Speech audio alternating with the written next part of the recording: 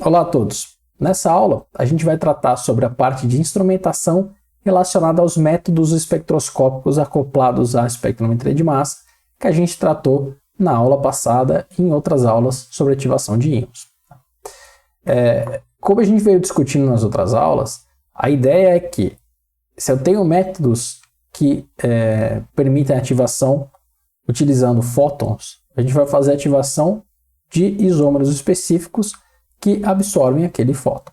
Isso pode ser feito em todos, virtualmente em todas as fontes, em todas as faixas espectrais, e o mecanismo muda, a informação que a gente tira desse espectro muda. A gente discutiu bastante na última aula sobre como isso é feito no infravermelho. A gente vai discutir um pouco mais disso nessa aula de hoje, justamente porque ele dá mais informação estrutural. Mas pode ser feito no UV, pode ser feito no UV de vácuo, pode ser feito de várias formas. Mas o importante é discutir, então, essas fontes de radiação. Normalmente, a gente utiliza fontes diversas. O PO, o PA e o FEL, basicamente, para essa parte de infravermelho, que é o que eu vou tratar em mais detalhes. O UV costuma ser um sistema PO-PA também, que eu não vou comentar muito, ou o próprio laser fixo. E o síncrotron, que normalmente é utilizado para UV de vácuo, em outros tipos de estudos que não espectroscopia, mas que também permitem tirar informações bem interessantes das espécies que estão sendo estudadas. Tá? O que eu vou fazer na aula de hoje mesmo é comentar como essas fontes de radiação funcionam, principalmente FEL e o PO-PA, que são úteis na análise por infravermelho, e mostrar como isso é acoplado de fato a um instrumento, ao espectrômetro de massa. Eu vou mostrar aqui os arranjos mais comuns. Tá? Bom, a gente tratou isso na aula passada, mas só lembrando, o que a gente vai fazer é variar a frequência que está sendo radiado o íon. Quanto mais ele absorve, no caso do RMPD aqui, tá? Mas quanto ele mais absorve, mais fragmento ele forma, e com isso a gente tira o espectro e RMPD nesse caso, que a interpretação é muito parecida com o espectro de absorção. Então, duas bandas, e essas bandas são correlacionadas à frequência de grupos.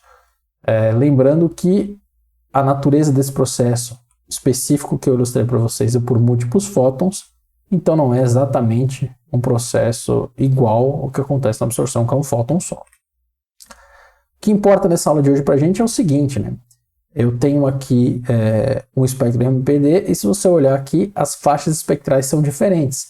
Eu tenho nessa faixa de frequência alta, que a gente chama de 2.600 a 3.800, eu poderia fazer isso aqui por 2.200, 2.300, mas ia ter um problema de intensidade.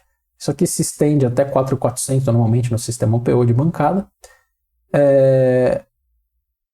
E essa faixa é o que a gente consegue fazer com um laser de bancada, que é esse OPO-PA. Mas tem a faixa de fingerprint, que dá muita informação dos íons também, tanto que chama faixa de fingerprint, do infravermelho, que identifica de fato essas espécies, que não pode ser atingida com esses sistemas de bancada. Então essa faixa aqui, pode descer isso aqui até 600 cm-1, precisa de um outro sistema para ser feito. Por que eu estou trazendo esse exemplo aqui? Porque se eu estou mudando a faixa de faixa espectral que a gente está utilizando, preciso mudar a fonte de radiação. Basicamente, para RMPD, eu tenho essas fontes aqui que podem ser utilizadas. Então, tem lasers de CO2 e CO, que podem ser utilizados, que tem uma energia relativamente alta até, mas a gente não consegue a gente não consegue ajustar exatamente em toda a faixa de forma contínua. Então, eu mostrei exemplos com laser de CO2 de que esse espectro IRMPD fica com buracos, onde a gente não tem essa dissociação. Tem os lasers de elétron livre, que eu já vou mostrar como é que eles funcionam, que funcionam nessa faixa de 500 a 600, de 500 e 600 até 2.000, 2.500 centímetros a menos 1. Tá? O Felix está na Holanda, o Clio está na França, tem um novo FEL agora, novo porque começou a entrar em operação em 2013, mas ainda continua sendo desenvolvido. São sistemas muito complexos, baseados em aceleradores de partículas, mas tem um novo FEL que está sendo desenvolvido. Felix e Clio, eles abrem chamadas semestrais para poder utilizar esses sistemas. Tá? E tem os lasers de bancada, que utilizam ótica não linear e ficam nessa faixa de 2.500 a 4.000. Então, o mais relevante aqui é mostrar que são faixas complementares, né? Então, se eu quiser tirar um espectro infravermelho da faixa comumente utilizada, né, de 600 até 4.000 centímetros a menos 1, o que eu preciso fazer é que eu preciso trabalhar de forma complementar com esses sistemas. Então, por isso que eu estou chamando a atenção para essa fonte de radiação. No caso do VPD, né, se a gente quiser fazer espectroscopia no UV, a gente tem sistemas de OPU, OPA também que funcionam para o UV, e aí isso acaba cobrindo toda a faixa que costuma ser de interesse. Tem a possibilidade de usar os síncrotrons também para gerar UV de vácuo, que são as fontes que podem ser utilizadas, e claro, né, os lasers no UV que não podem ser sintonizáveis aqui, né? Bom, como é que funcionam esses feixes de elétron livre, né? Então, o que a gente precisa fazer é fazer um feixe de elétron relativístico aqui, ou seja, acelerar elétrons próximos à velocidade da luz, injetar esses elétrons dentro de uma região onde a gente tem um campo magnético oscilante aqui. Então, o que eu tenho são polos desses ímãs aqui que vão se modificar, né, em função do tempo. E o que vai acontecer é que esse elétron, quando entra nessa região de campo magnético, vai começar a fazer uma trajetória aqui, vai começar a ondular aqui dentro, né, fazer essa trajetória praticamente senoidal, do jeito que está representado aqui. E quando você pega um feixe de elétrons e acelera e desacelera, né, o que acontece aqui, você está desacelerando e acelerando, ele vai emitir radiação. Esse sistema é feito de forma que a energia dos elétrons que entra aqui é ajustada e a frequência de oscilação do campo magnético é ajustada para que ele gere frequências nessa faixa de 600 a 2.000 centímetros ao menos 1. De fato, o Felix e o Clio, né, eles são utilizados, e agora esse novo laser de elétron livre na Alemanha, no estúdio do Fritz Haber, eles são utilizados porque eles têm um último estágio aqui, onde esses dois últimos ímãs podem ter a sua distância variada. Então a gente consegue selecionar de forma muito rápida, praticamente instantânea, qual é a energia do fóton que está sendo gerado aqui, alterando essa distância. Os outros sistemas, porque tem outros lasers de elétron livre por aí, eles precisam alterar a energia do feixe de elétrons, que demora cerca de meia hora para estabilizar depois, tá? Então a gente não consegue fazer espectroscopia tão rápido nesse sistema, tá? Então essa é a diferença, isso que é diferencial desses três sistemas. Obviamente isso aqui não é um laser do jeito que está aqui, então quando esse elétron é acelerado e freado aqui, ele gera radiação. Tem um espelho aqui que reflete 100% da radiação, um outro espelho aqui na frente, né, como funciona um laser, que deixa passar uma parte da radiação, 10%, por exemplo. Isso faz com que você tenha a formação do meio do laser aqui, nessa região, e aí sim você tem um laser de elétron livre, né? Tem uma outra imagem daqui a pouco que vai mostrar esses elementos, mostra que o feixe de elétrons é injetado por cima aqui também, tá? Então, em resumo, você precisa de um acelerador de partículas para fazer isso. Então, não são sistemas pequenos, tá? Então, isso aqui é um esquema do acelerador de partículas e do laser de elétron livre que tem na França. Então, tem uma arma termiônica aqui, né, que gera esses elétrons. Ele é injetado no acelerador linear. Tem uma questão de como a gente joga esse feixe de elétrons por aqui, tem a seleção de energia, tem um monte de detalhe aqui, a parte física disso, mas de qualquer forma, ele entra no ondulador, né? Então note que aqui eu tenho um espelho, aqui eu tenho o outro espelho de saída do ondulador, e esse feixe de elétrons entra, né, sem ficar no caminho desse espelho aqui, né, para a gente não ter os elementos ópticos bloqueados pelos elementos que guiam esse feixe de elétrons. Aqui eu tenho um ondulador, então eu tenho o meio do laser estabelecido aqui. Aqui eu tenho a saída desse. Ficou a legenda aqui em cima, né, quando eu arrastei. É uma pena. Mas eu tenho a saída dessa radiação. E aqui simplesmente eu tenho sistemas de caracterização e controle desse diagnóstico desse laser. Tá? Isso aqui dá uma ideia da escala. Tá? Então, se a gente tem cada quadradinho desse aqui, né, com 5 metros, dá para ver que isso aqui é um sistema grande, é um prédio inteiro, esse sistema que está aqui. Lembrando que isso aqui também gera raio-x, então isso aqui tem que ficar dentro de um cofre, né, basicamente, para evitar problemas com esse raio-x que está sendo gerado.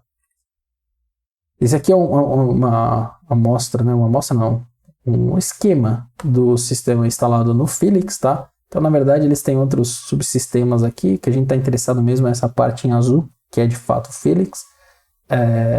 Funciona muito parecido, né? Você tem a geração dos elétrons, o acelerador, tem um ondulador, tem um monte de ótica que tem aqui, injeta isso e sai para a estação de usuários, tá? Interessante aqui anotar que nesse diagrama tem aqui a porta de entrada, né? E nessa escala, lembre que uma pessoa aqui deve ter mais ou menos a altura desse vão aqui, né? Que isso aqui é uma porta de entrada. Então, isso aqui passa a escala do tamanho desse sistema, tá? Ele é um pouco mais curto justamente porque você tem essa curva aqui nesses aceleradores que diminui um pouco o tamanho do sistema. De qualquer forma, que eu ia chamar a atenção que essa espessura que você tem na parede aqui é por conta do isolamento nesse cofre, justamente para não sair raio-x, né? E até engraçado, quando eu tive a possibilidade de visitar, né, nessas curvas aqui, são colocados vários tijolos aqui de chumbo, né, para já segurar a radiação que está sendo gerada aqui nessas curvas, né, que é quando a gente acelera esses feixes de elétron. De novo, né, eu falei que tem um laser eletrolivre novo na Alemanha, né, no Instituto Fritz Haber, muito parecido com o sistema que eu já descrevi, tá? Então funciona muito parecido, a gente tem um ondulador, e aí depende, né, se a gente está na parte do infravermelho médio, infravermelho mais o FAR IR, né, quais são os onduladores utilizados, mas a lógica é a mesma. Tem o feixe de elétron, esses elétrons vão e produzem a radiação quando interage com esse campo magnético oscilante, tá? Um outro sistema, que agora é um sistema de bancada, quando eu falo um sistema de bancada, ele tem o tamanho de uma mesa de 2 por 3 metros, tá? Mas é um sistema pequeno, não é o tamanho de um prédio, e também não gera raio-x, né? Então é mais fácil trabalhar com eles. É um sistema de bancada que a gente chama de OPO-OPA. Então, OPO-OPA, na verdade, é uma sigla que a gente utiliza porque são dois estágios, né? São dois estágios desse sistema. O primeiro estágio aqui, que é o estágio do OPO, e o segundo estágio, que é o OPA. Como que funciona esse sistema, né? Ou como ele está montado, como funciona, eu já explico. A gente tem um laser de neodymium-Ag em 1064, ele vai entrar nesse sistema e aqui ele vai separar em dois. Eu vou gravar um vídeo para vocês, eu vou disponibilizar, da gente fazendo esse experimento com esse sistema no laboratório. Eu vou mostrar esses elementos ópticos aqui, vou explicar em detalhes como isso funciona também ali. Em detalhes eu vou explicar aqui, na verdade, lá eu vou explicar a parte prática. Bom, essa radiação entra, ela é separada em duas partes. 60% vem aqui para frente, 40% vem aqui para cima, tem um cristal dobrador, que simplesmente o que eu quero fazer é gerar 532. Se você tiver muito dinheiro, compra 2 lasers, coloca um laser aqui direto vindo em 1064, perdão, vindo aqui direto, e outro laser em 532 vindo para cá. Ganha até mais potência com isso, tá?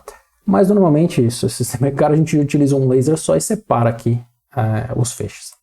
Bom, tenho 532, vou jogar 532 nesse primeiro elemento. O que eu tenho aqui na prática, algo muito parecido com laser, né? Tem um espelho que reflete tudo, esse espelho reflete uma grande parte, né? Que seria o output coupler aqui, né?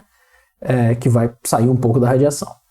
O que acontece é que eu tenho um conjunto de dois cristais e dependendo do ângulo que esses dois cristais aqui, que estão na foto aqui embaixo, se orientam, eu vou conseguir selecionar a faixa de radiação que sai desse primeiro sistema, tá? Então, vou por partes aqui. Primeiro dá para ver que esses cristais estão sentados em cima de motores que estão aqui. Um computador controla esses motores. Então, se eu mudo o ângulo, estou mudando a interação entre esses dois cristais. Eles são verdes aqui, refletindo verde, justamente porque entra o 532 que é verde nesse estágio do cristal. Então a gente está vendo a luz está espalhando nesses cristais. Tá? Quando eu falo que eu mudo o ângulo e eu mudo a faixa de frequência que está acontecendo aqui, o que eu estou fazendo é usando justamente essa questão de ser um sistema não linear. O que quer dizer uma ótica não linear? Então eu tenho um efeito aqui, eu escolhi uma letra ruim, tá? Eu vou falar uma intensidade. Tem uma intensidade, algum efeito que eu estou medindo na radiação. Normalmente ele vai depender com algum coeficiente aqui, que eu vou usar um alfa aqui, tá? Qualquer. Que por um proporcional, que eu não quero me complicar aqui, porque eu não estou fazendo a conta, tá? Então eu estou falando o seguinte. Deixa eu apagar e começar de novo. Um efeito que eu vou medir qualquer aqui, que eu estou chamando de I, ele vai ser proporcional a trocar a letra aqui também para não dar briga com proporcional.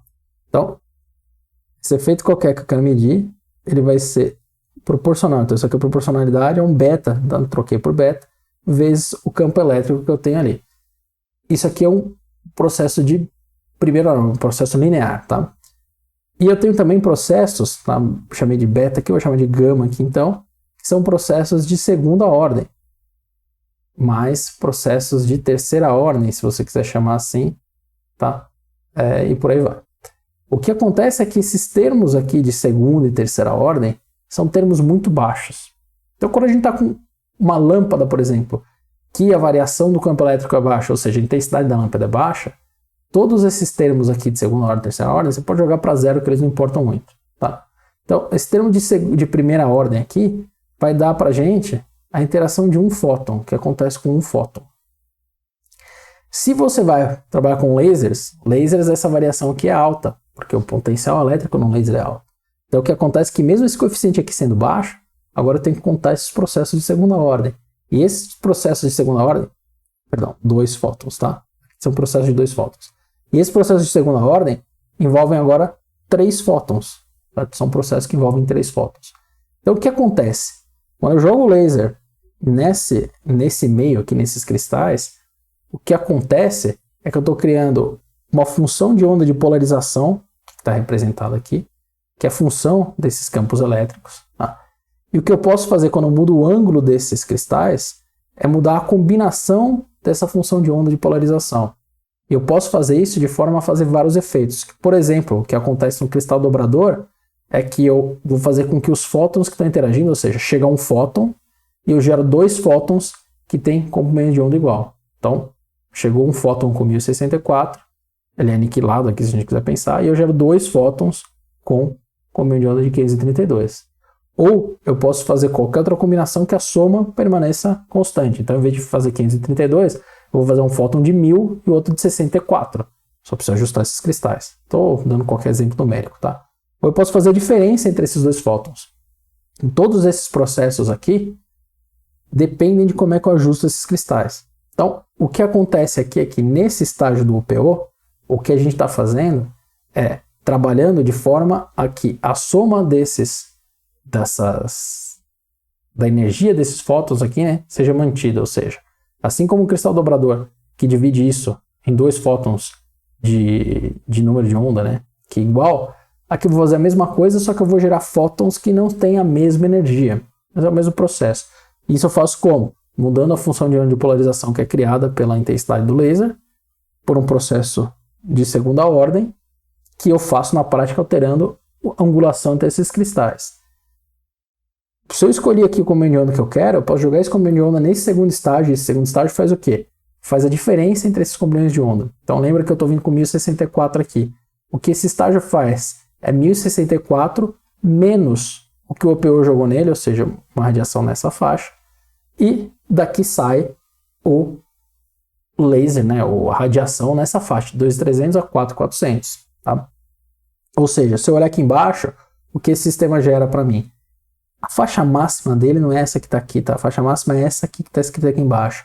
Essa faixa aqui é o que a gente costuma utilizar por conta da potência aqui nessa região, e acima de 4.000, na verdade, já não tem nada muito relevante para medir. Tá? Mas a princípio ele trabalha nessa faixa. Então o que acontece? Eu posso selecionar ele de praticamente 2.000 até 4.600, variando a saída do OPO, que é o que está anotado aqui. Então 710, 1 sobre isso aqui em nanômetro, menos 1 sobre isso aqui, que é a diferença, né? Essa etapa de diferença de energia dos fótons que está aqui. Então é o fóton que saiu do OPO menos o fóton que está vindo de 1064. E isso aqui cai na faixa de energia que a gente quer trabalhar. Aqui no começo a energia é muito baixa, então o que é útil mesmo é nessa faixa de 2.300 a 4.000. Existe até a possibilidade de, com esse sistema de bancada, utilizar um outro cristal que está aqui para gerar essa radiação na faixa de 600 a 2000 centímetros ao menos 1. Mas o limiar de dano desse cristal aqui é muito baixo. Então o que a gente precisa fazer é baixar um pouco as zonas quentes, né, desse feixe aqui. Então normalmente esse cristal é colocado a 2 metros dessa saída aqui do OPO para não ter nenhuma zona quente nesse cristal. E a eficiência desse cristal é baixa. Então normalmente a gente consegue perto de 10 mJ por pulso nessa saída aqui do OPO, tá? No máximo, tá? De comprimento de onda, que é perto de 3050, se não estou enganado. Mas esse sistema cai muito a potência. Não sei dizer nem para quanto cai essa potência aqui, porque eu nunca trabalhei com esse cristal, mas cai muito a potência, a ponto de que, pro RMPD, na forma que a gente faz, não ser potência suficiente para gerar dissociação. Eu volto nisso aqui daqui a pouco, vocês vão entender por que eu estou comentando a respeito disso, tá? Então, esses sistemas que são utilizados para fazer espectroscopia RMPD, o laser de elétron livre e o cristal de bancada OPO-OPA. Recentemente, tem sido descritos sistemas muito mais simples, com um cristal só, utilizando lasers que têm uma frequência de repetição muito maior. Então, o que a gente costuma utilizar é um laser a 10 Hz, tá? Por que 10 Hz? O laser poderia ter uma frequência maior, mas os cristais não aguentam. Esses cristais aqui são frágeis. Então, se a gente joga uma frequência muito alta, a gente joga muita energia, pode trincar e danificar esses cristais. Os lasers de elétron livre aqui trabalham na faixa de... Tá anotado na tabela? Não tá, né? Se eu não me engano, o Clio é 25 Hz, o Felix é 20 Hz, alguma coisa assim, tá? Preciso até lembrar. Mas é nessa faixa. Então a ideia de usar lasers mais novos agora na faixa de 20 kHz por aí, aumenta a quantidade de energia que a gente acaba depositando, porque aumenta o número de pulsos por segundo, tá? Bom, então, uma vez que a gente tem a radiação, vamos considerar que essa parte fácil já foi feita, o que a gente precisa fazer é ligar esses sistemas fisicamente com o nosso espectrômetro de massa. Então isso aqui é uma representação do Ion Trap 3D. O que eu estou tentando mostrar para vocês é que a gente tem que fazer fisicamente um furo aqui nessa carcaça. Essa figura mostra como é que a gente acopla 2 lasers, né? Nesse caso um laser de CO2 também. Podiam ser 2 UPOs, podia ser um UPO e um V, porque a gente vai mostrar isso na próxima aula, né? Sistemas assim. Mas o importante é, esses 2 lasers, obturadores ou controles que disparam direto o laser, já vou mostrar um pouco como é feita essa conversa aí entre o espectrômetro de massa e o sistema. Num sistema específico, cada sistema tem uma pequena diferença, mas de forma geral é isso. E o que acontece é que a gente tem que fazer de fato um furo aqui nessa câmara de vácuo, num instrumento que não é modificado comercialmente para isso, ou, no caso do FT-ICR, aproveitar o furo que tem, né, depois da cela para entrar com essa radiação. Aqui é só uma representação esquemática, né? O que a gente quer fazer é sobrepor ou fecha essa nuvem de íons que tem no Ion Trap, ou no caso do FT-ICR, que são os instrumentos mais utilizados. Essa sobreposição é ao longo dessa nuvem de íons, né, que tem um formato de charuto aqui, que é onde os íons se localizam dentro da célula do FT-ICR. Nota que a modificação aqui é de fato fazer furo nessa câmara de vácuo, colocar janelas para permitir a passagem da radiação, tá? No caso do Ion Trap, fazer um furo no trap. Então a modificação no trap muda um pouco a performance, o desempenho, melhor dizendo, desse espectrômetro de massa, porque eu vou mudar um pouco os potenciais que estão sendo aplicados aqui. No FT-ICR, isso aqui não tem efeito, porque a gente já está utilizando a célula sem modificações para entrar com laser. FT-ICR tem 2 vantagens. A pressão é baixa, então eu não perco energia por desativação. Aliás, eu não desativo o íon, eu não perco energia por colisão, porque a pressão de fundo é baixa. E a sobreposição aqui é muito boa da nuvem de íons com o laser. Estou pegando uma grande parte da nuvem de íons aqui. No Ion Trap 3D, isso é complicado, porque eu pego só uma parte da nuvem de íons a princípio, tá? Não necessariamente eu estou irradiando toda a nuvem de íons. Tanto que o foco aqui não pode ser muito excessivo, senão a gente faz um buraco na nuvem de íons aqui que dissocia e deixa o resto dos íons ali. Então a focalização não pode ser tão grande assim, tá? E que é o que representa aqui, né? O feixe do OPO que estava em vermelho aqui, ele focalizando um pouco antes para ele abrir aqui e pegar mais da nuvem de íons. Isso aqui se mostrou a parte limitante no nosso sistema até para ajustar. E uma outra desvantagem é que a pressão é mais alta, então a gente perde energia por colisão. Mas mesmo assim a gente consegue fazer isso no Ion Trap 3D, porque essa concentração dos íons aqui acaba compensando a perda de energia por desativação, tá? Então, o instrumento ideal para fazer esse tipo de experimento é o FTIR. Como é um instrumento caro, a gente consegue fazer isso também com o Ion Trap 3D. Vantagem de fazer isso no Ion Trap 3D, consigo fazer várias etapas de ativação e excitação aqui sem muito problema. A princípio no FTIR a gente conseguiria fazer também, sobretudo se você tem um sistema de controle do FTIR que é mais aberto. Então o Alan Marshall desenvolveu os sistemas Predator, por exemplo, que permitem que você faça o que você quiser com o FTIR, com a célula do FTIR, né?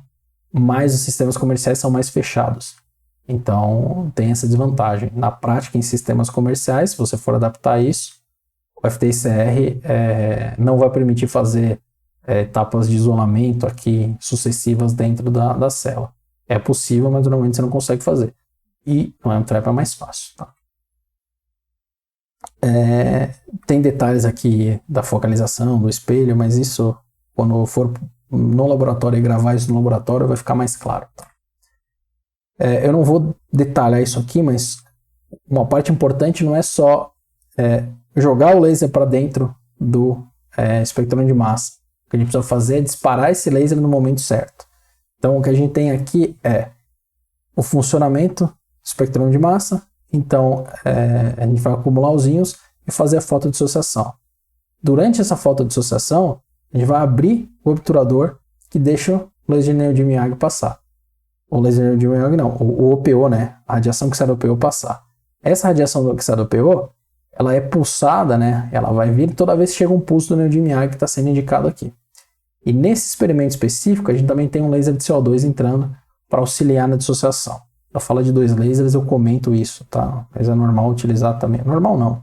Você pode utilizar um laser de CO2 depois, que é o que está sendo representado aqui. Então, toda vez que eu tenho um pulso do neodímio Miyagi, considerando que o OPO é instantâneo nessa escala de tempo, logo depois a gente consegue ajustar o atraso para vir um pulso do laser de CO2, que é o que está representado aqui. Na verdade, o laser de CO2 não é pulsado, é o que a gente utiliza, ele é contínuo, então a gente pulsa o obturador do laser de CO2.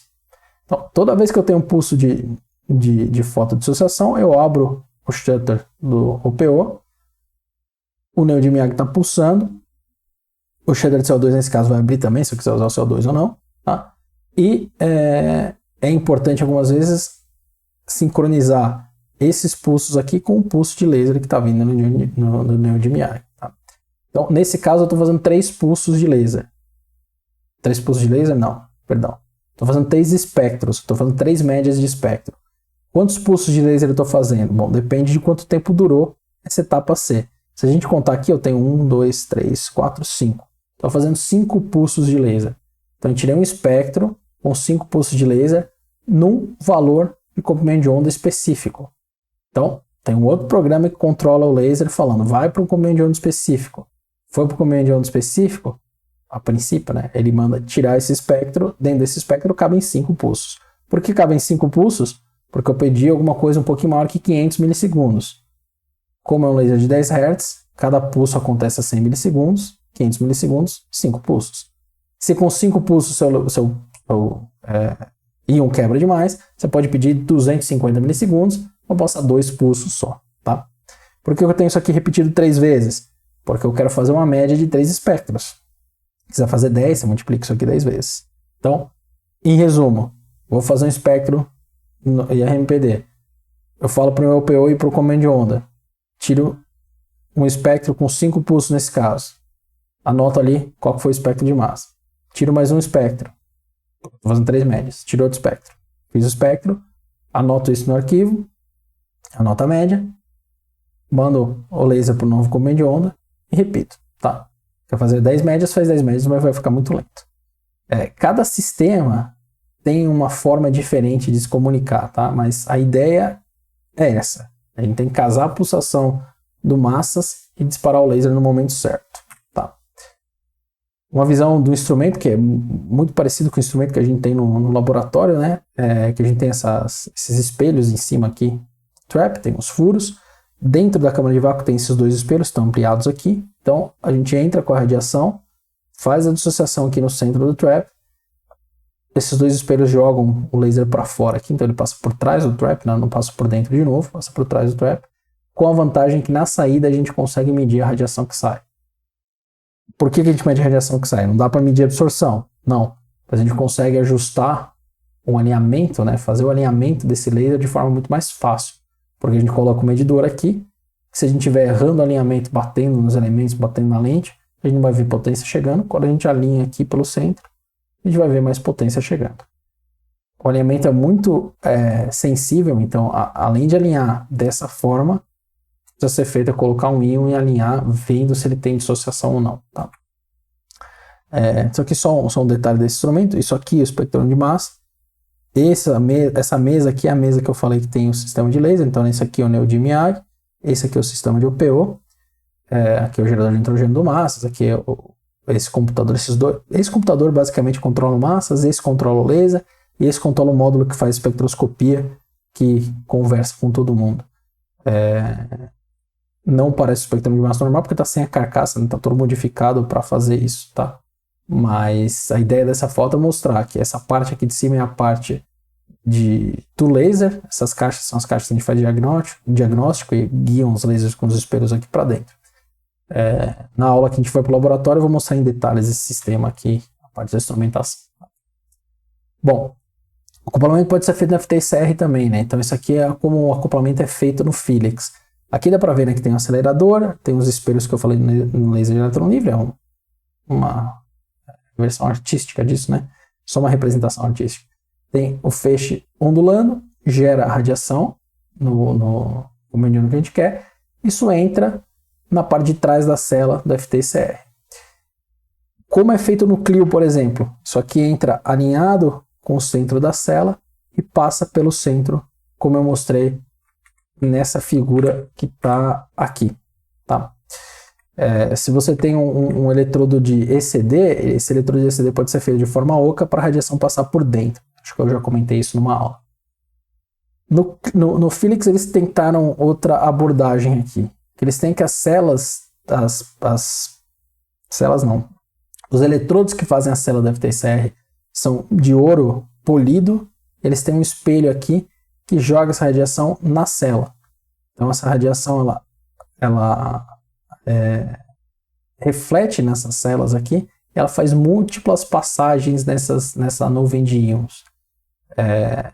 Qual abordagem é melhor depende para quem você perguntar, mas a ideia é que com múltiplas passagens eu aumento a capacidade de irradiação desses íons aqui dentro. Tá? Então é outro arranjo possível.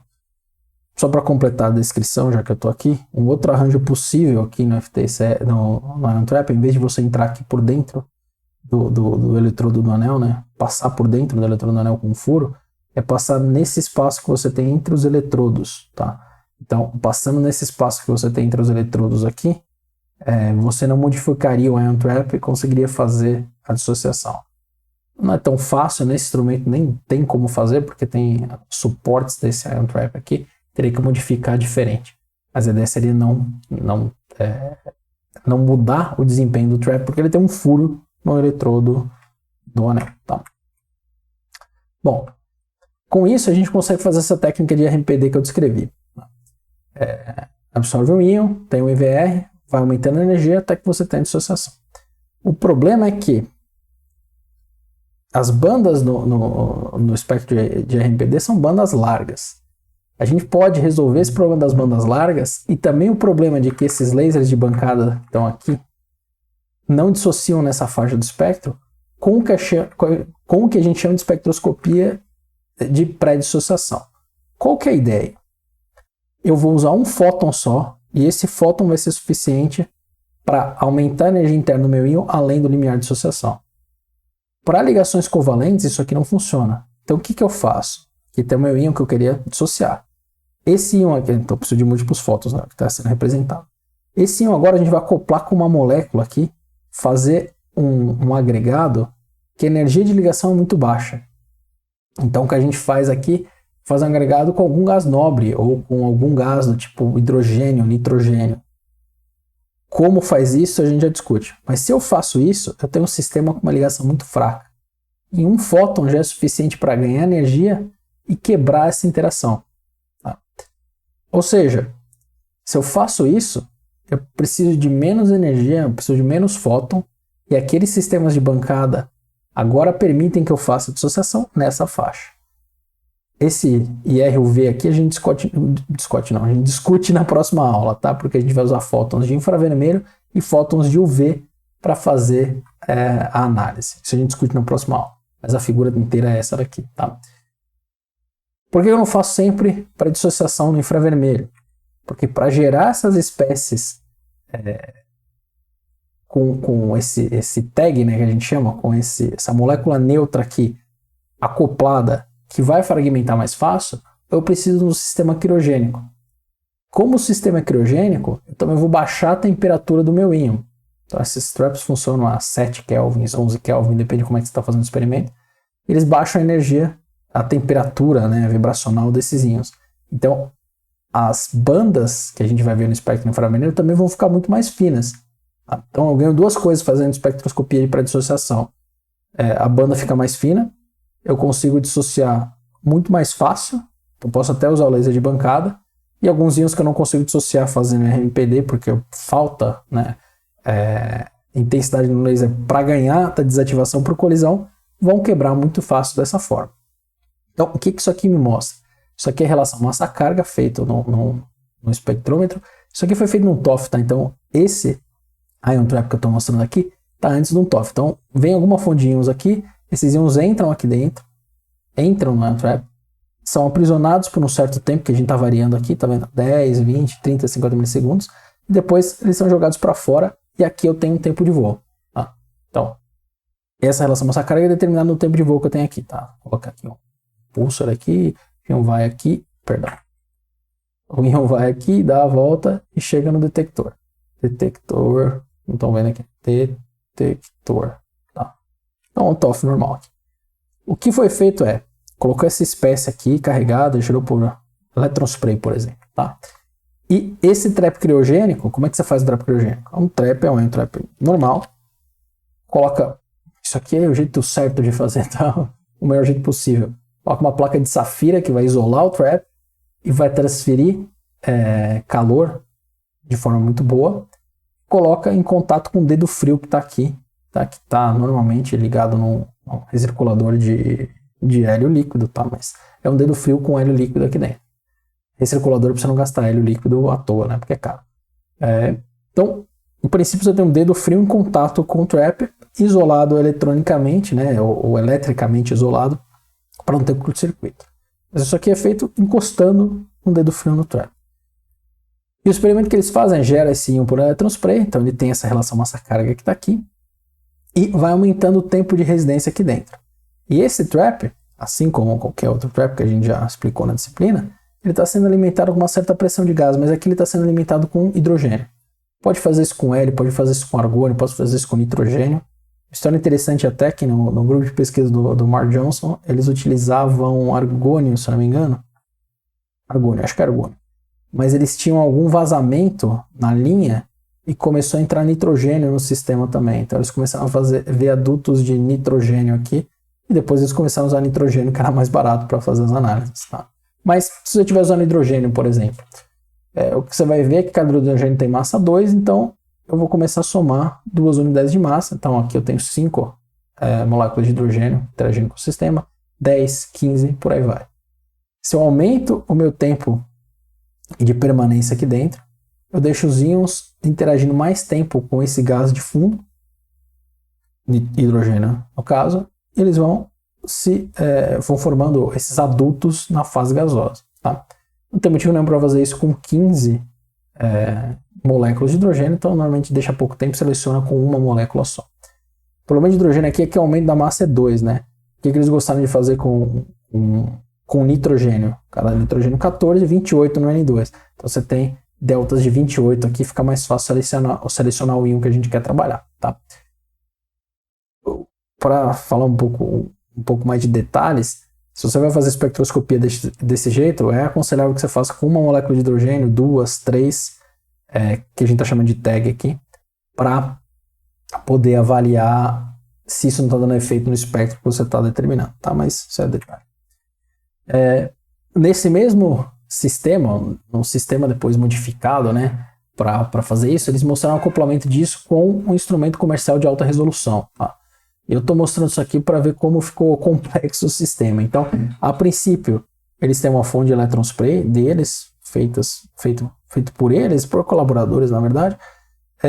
Tem umas óticas de íon. Esse sistema entra direto aqui no ion trap criogênico, faz o tagging, né, que a gente chama, né, acopla com essas moléculas neutras, acelera isso para o TOF que está aqui, e tanto aqui quanto nesse ponto a gente tem esse turning quad aqui, que é um quadrupolo que permite que esses íons façam curva. Então a gente pode operar ele para vir direto para cá, chega aqui no reflectron, pode vir para cá, e aí ele pode seguir direto para o detector, ou por mais um reflectron que está aqui, depois vai para o detector. Ao longo desse caminho que o sistema faz, eles têm montados várias fontes de radiação. Então eles têm um OP no infravermelho nessa região, que é o que já fez nesse exemplo aqui a dissociação desse íon, né? Vê que tem um traço aqui de um íon específico. Então aqui saem vários íons do meu trap, que vem lá da amostra. Você pode até selecionar antes um tronçol, mas ele está solvatado, né? Ou está com adultos com várias moléculas de tag. A gente pode escolher aqui, nesse mass gates aqui, um íon específico. Esse íon específico aqui vai ser dissociado no infravermelho, gera os fragmentos e o TOF mede o espectro RMPD normal. O que a gente pode fazer é fazer um experimento onde eu coloco a radiação infravermelha, depois coloco uma radiação no VVIS que está aqui, depois faço a detecção, ou, por exemplo, posso fazer IR, UV e IR, tá? Que eu tenho outro IR aqui no final. Próxima aula a gente discute por que a gente quer tanta radiação assim. Outra coisa que pode ser feita nesse sistema é electron spray. É mais fácil fazer por aqui. Electron spray normal do Orbitrap, faz alta resolução. Enquanto faz alta resolução, ou depois que fez alta resolução, mais a moda electron spray, joga isso aqui para frente. Tem o turning quad que agora joga dentro do instrumento deles. Então, nos íons que a gente não, né? Que quando você está usando um Orbitrap, você tira a medida de alta resolução, podem ser enviados para fazer esse tipo de análise. Então, qualquer íon que o Orbitrap, por exemplo, caracterizaria, a gente pode também fazer a caracterização por essas técnicas. Então, esse aqui é o instrumento mais avançado, diria, estado da arte para fazer esse tipo de análise. Tá? Vê que é uma publicação recente aqui. Então, até tem comentários de que isso aqui pode ser jogado de volta para o trap aqui de novo, no Orbitrap. Tem outras formas de fazer. Tá? Só para dar uma ideia, então, esse aqui é o Orbitrap. Esse aqui, na verdade, é o LTQ, né, que é a parte da frente do Orbitrap. O Orbitrap está aqui. Aquela ótica lá, esse setor da ótica de íons que está aqui, né, depois do C-Trap, está aqui nessa região, que conecta com o instrumento deles. Então, aqui a parte inicial, a electron spray estaria aqui atrás, né, a electron spray deles, né. O turning quad está aqui nessa região. E aqui tem o mass gate, tem toda a parte do TOF nessa região, aqui estão os detectores, tá? Só para ter uma ideia da escala disso. Isso aqui é uma bancada com 90 centímetros de altura, para dar uma ideia da escala disso. Então não é um instrumento pequeno, é um instrumento caro, complexo, tá? Mas ele é o que seria o estado da arte nesse tipo de análise. Como eu disse, na próxima aula a gente explora por que seria bom ter mais do que um tipo de mais do que uma fonte de ionização, fontes de radiação diferentes, tá? E nota que aqui são sistemas de bancada, dá para ver na foto. Aqui atrás a gente tem os sistemas de laser, né? Atrás dessas cortinas. As cortinas são abertas porque para tirar foto eles não devem estar sendo utilizados, mas dentro dessas cortinas de laser aqui que ficam escondidos, né, por conta da radiação, essas fontes de radiação que estão aqui. Então são sistemas de bancada. E como é criogênico, a gente pode também descer essa faixa do infravermelho até 600 sem problema. Qual que é a vantagem disso, então, se eu comparo o IRPD, fazendo por pré-dissociação? Por que eu joguei o M fora aqui, porque agora é um fóton só, versus IRMPD. Então, esse espectro que está aqui é o espectro que a gente tem dessa espécie, é um aminoácido, né? Aminoácido? Acho que é um aminoácido. E na região, né, de frequência alta, com um sistema de bancada aqui fazendo IRMPD aqui embaixo, e fazendo IRPD, tá? Fazendo criogênico nessa faixa aqui, nessa linha mais escura, e aqui, essa mancha mais cinza aqui no fundo, é o espectro que a gente consegue fazendo IRMPD no laser de elétron livre, que é nessa faixa do fingerprint. Aqui não tem essa faixa feita aqui, né? Eles fizeram só no fingerprint. Anote que aqui eu tenho bandas muito largas. Quando eu faço isso com IRPD ou com a pré-dissociação, essas bandas ficam muito mais finas. Então eu consigo nessa região identificar muito mais bandas. Como essas bandas são muito mais finas, então a descrição aqui é que a gente passa de 20 ou 30 centímetros menos 1 de largura meia altura para perto de 5 ou 6 centímetros ou menos 1. Tá? Então essa banda fica muito mais estreita, muito mais fina, né? E aí é muito mais fácil comparar com os espectros vibracionais que tem aqui e identificar qual que é cada uma dessas vibrações. Tá? Então, por exemplo, né, essas bandas mais intensas aqui, essa banda que está do lado a gente não conseguiria visualizar, e aqui no espectro IRPD de pré-dissociação, utilizando o sistema criogênico, dá para ver bem a presença dessa banda, que também aparece aqui no cálculo teórico. Tá? Aqui não seria possível caracterizar. Se eles tivessem feito aqui na energia mais alta também, essas bandas seriam muito mais largas, tá? Então seria muito mais difícil também fazer a identificação nessa região. Mas o problema maior é nessa região do fingerprint, que é mais rico em bandas, tá? Então é outra vantagem que você tem, além de poder descer para essa faixa espectral sem precisar do acelerador de partículas, as bandas ficam mais estreitas. Tá? Mais estreitas não, mais finas, perdão. Bom, em resumo, o que eu tentei mostrar aqui para vocês é a parte instrumental de como a gente acopla esses sistemas de laser com os espectros de massas para fazer a fotoionização. E isso a gente varia o comando de onda, fazer a espectroscopia acoplada à espectrometria de massas. Eu tentei passar alguns detalhes experimentais desses instrumentos, porque para mostrar como que de fato eles funcionam, tá? E já comentei também sobre a espectroscopia de pré-dissociação, que resolve dois grandes problemas, a largura da banda e a questão de poder fazer essa dissociação com o sistema de bancada na faixa do fingerprint, certo? Tendo dito isso, eu acho que fica claro também que fazer essa espectroscopia criogênica é muito caro. Então, se fosse comprar hoje um sistema para fazer sem os sistemas de laser, só o espectrão de massa capaz de fazer isso, para construir tudo isso com os criostatos e tudo mais, a última estimativa que me passaram é cerca de 600 mil euros. Tá? São sistemas caros feitos sob medida para fazer esse tipo de instrumento. Tá? Mas eles permitem com que seja feito uma análise muito interessante. 600 mil euros aí, a gente está em 2020 esse valor, né, para ser mais exato, 2019. Então, para dar uma ideia do momento onde isso foi verificado. Tá? O que eu vou fazer nessa próxima aula que a gente vai ter é mostrar para vocês outras aplicações e outro método onde a gente usa mais de um fóton, como IRUV, ou IRRUV, ou IRV-IR, né? Todas essas misturas possíveis, junto com o que a gente viu com mobilidade iônica, para resolver a identidade de espécies em sistemas cada vez mais complexos. Tá? Então eu vou comentar esses outros experimentos. E numa outra aula eu vou para o laboratório mostrar como a gente tira de fato o espectro IRMPD. Eu espero que alguns outros pontos experimentais que possam não ter ficado tão claros na aula de hoje fiquem mais esclarecidos. De qualquer forma, é isso que eu tinha para falar nessa aula. Como sempre, né, se tiver qualquer dúvida pode deixar nos comentários ou entrar em contato, que eu vou ficar feliz em responder.